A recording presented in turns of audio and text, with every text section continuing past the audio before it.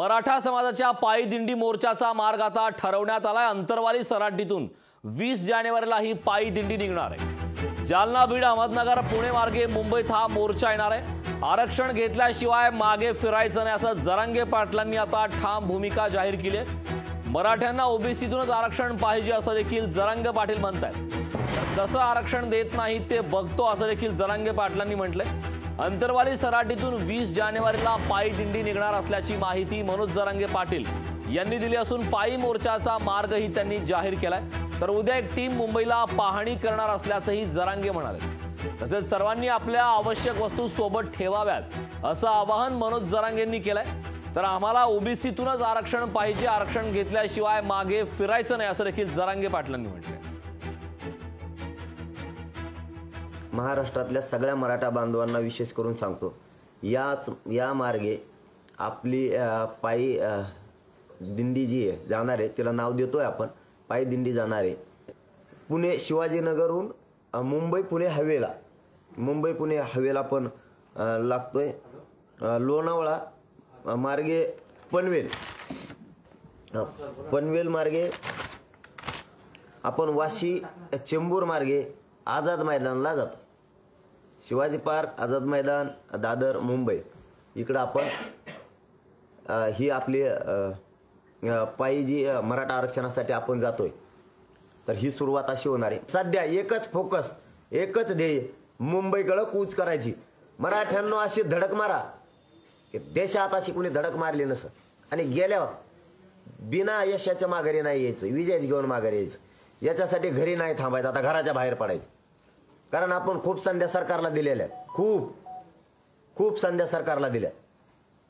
आता आपल्याला ते आरक्षण घेऊन यायचं। इतकं सज्ज राहा, दक्ष राहा की कुठंही काडी सुद्धा पायाखाली आली नाही पाहिजे, आपल्याला मोडली नाही पाहिजे।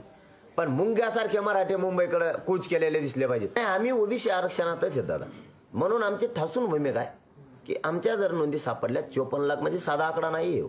कायदा पारित करण्यासाठी खूप आधार झाला। आणि गिरीश महाजन साहेबांनी सांगितलं होतं, जरांगे पाटील 4 दिवसात होणार नाही, 1 महिन्याचा वेळ द्या, आपण 40 दिवसात दिला होता। याच्यासाठी ती कायदा पारित करायसाठी वेळ लागत, त्याच्यासाठी आधार लागतो, नोंदी लागते।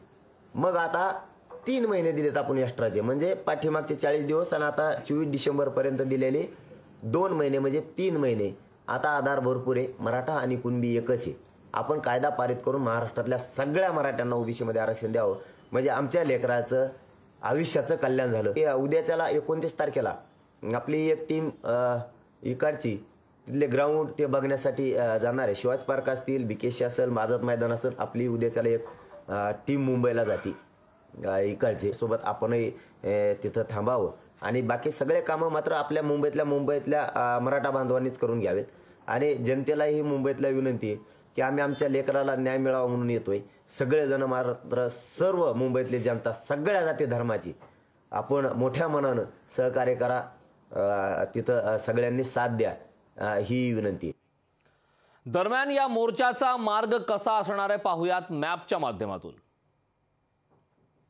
मराठा मोर्चाचा मार्ग हा अंतरवाली सराटीतून निघणार आहे। बीड जिल्ह्यातील गेवराई, त्यानंतर सुपा, रांजणगाव असा हा रूट असणार आहे। त्यानंतर लोणावळा आणि नंतर आझाद मैदानावर थेट हा मोर्चा धडकणार आहे। अंतरवाली सराटीतून या मोर्चाचा प्रवास सुरू होणार आहे। तर गेवराई, सुपा, रांजणगाव, लोणावळा मार्गे आझाद मैदानावर हा मोर्चा धडकणार आहे। लोकशाही मराठी ऐका, पहा, जागरूक रहा।